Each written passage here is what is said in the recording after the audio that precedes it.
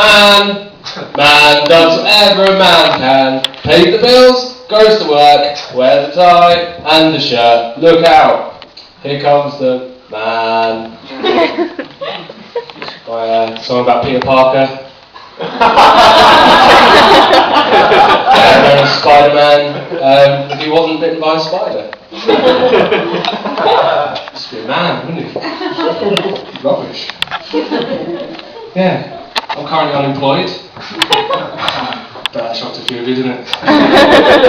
Yeah, I spend a lot of my time either looking for work or taking the fun parts out of my favourite superhero theme tune. So, pretty much all I'm doing at the moment. Not just that though. I am working. I'm doing other things as well. I'm currently working on a project. Well, I say project. It's more of it's a paper mache version of my own head. It's, I haven't finished it yet. It's a work in progress. Yeah.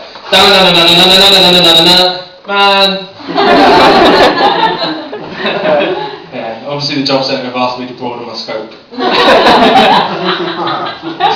There's not a lot of work out there for this sort of thing, though, is there? Talents. But there's not a lot of work out there at all for anything, really, is there? Just like the only jobs I seem to be able to find are for like call centres, and I can't see myself doing that, to be honest. I mean, no offence to anyone if you do work at a call centre, but I mean the ads always read call centre staff needed, looking for motivated and enthusiastic individuals, and it just makes me think, like, who in their right mind gets motivated and enthusiastic about phoning strangers? It's perverts. It is, honestly, it's just perverts. Excuse me, madam, I'm just calling on behalf of Bonwater Windows. I was wondering, if I could interest you in some double glazing. Right, you already have double glazing. That's fine. That's fine. Just one more quick question. What are you wearing? No, but underneath that. It's just creepy, isn't it? Yeah, but I had big aspirations when I was a kid, yeah? I aimed high. The first job I ever wanted, and this is absolutely true, wait for it, was to be pizza delivery man. Yeah, no, head in the clouds, eh? But it's actually true, like me and my friend Ryan, right, we make this comic book and it's called Pizza Brothers. It's true. And we deliver pizzas, like we'd act it out in the playground, we deliver imaginary pizzas to imaginary customers, and one time my imaginary moped broke down, and I just had to walk in. I couldn't be bothered with that. Sometimes I just call in sick, and just go off and play with some conkers or pogs or something. Yeah, but other jobs that I wanted when I was a kid, that I also thought was a possible thing, was astronaut. That was the first one. That's quite common, isn't it? Ninja was my second one. My dad bought me a balaclava. And alien finder. Which I don't think that's a real job. I don't think you can apply for that. It used to involve me riding my bike off into the nearest woods in search for a crashed alien mothership. That or the end of a rainbow. Didn't found either of them. Well, but I did find a dead hedgehog in some porn once, so not all bad. And the last job that I wanted was to be a crime fighter.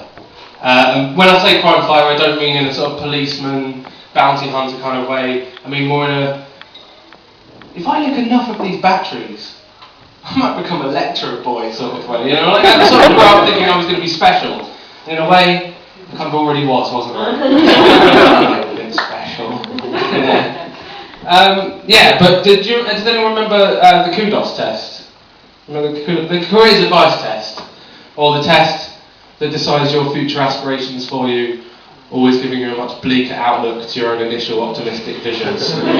So, well Terry, I was thinking about becoming a Formula 1 driver, but that kudos test said I'd be a better data analyst. Always crushing. I come from quite a working class background, right? So my careers advice test only had one question on it. It said, which do you prefer? Steering wheels or levers? I could become a truck driver or a forklift truck driver, and I didn't want to be either of those things, right? I wanted to travel through time in a DeLorean, or through space like that kid in Flight of the Navigator. Not! I up the M1 to Doncaster. But I once overheard my brother and his friend Sandy, right, they just watched Star Wars, yeah? They're in the kitchen, my brother's making a sandwich, both holding their lightsabers. My brother's multitasking. Right, his friend Sandy, I overheard him, he goes, "Oh man, I wish I could be a Jedi Knight." And my brother, just without skipping a beat, just turns to him and goes, "Oh man, shut up Sandy, you don't know what you're talking about. I couldn't be bothered with the training." He actually believed that if he wasn't such a lazy child, he could actually train to be a Jedi Knight. You know, that is beautiful, I love it, you know, like, who are we to tell him otherwise, you know? No one told me I couldn't be an astronaut. Apart from that woman at the job centre. Something about qualifications. But I like space stuff, I love space stuff, right? And I was reading a thing from NASA the other day, they put out a statement, and they said, the edge of the solar system may be a frothy sea of giant magnetic bubbles. That's right. The edge of the solar system may be a giant sea of frothy magnetic bubbles. Wow! That sounds cool, it sounds fascinating. Apart from the fact, they could have just said, the edge of the universe is made up of tiny atomic mind rainbows encased in a centrifugal time-bending space egg travelling through interdimensional solar vortexes. None of us would have been the wiser, would we? Yeah, we were just eating that information up like some sort of Ferrero Rocher of knowledge, spitting it back out of someone's face at some social gathering somewhere as if we had any idea of what it meant. And in a way that's kind of what we're all doing really, isn't it? Just sort of like taking those pieces of information, oh that's very interesting, yeah, and then sharing it with other people, not really understanding what it means. It's like, oh yeah, so the edge of the solar system is a frothy sea of magnet bubbles, is it? Thanks NASA. Thanks for that. What are we supposed to do with it? I don't know what it means, but it sounds cool. But 80% of the universe is made up of dark matter, something we can't even see or fully comprehend.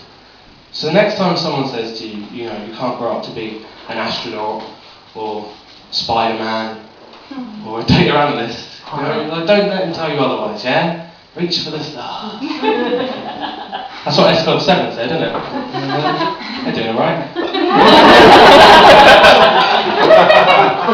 It's my old pop culture joke now. S-Club 7. I'm going to leave you with this though. It was something my mum once said to me, and I thought I'd just share it with all of you.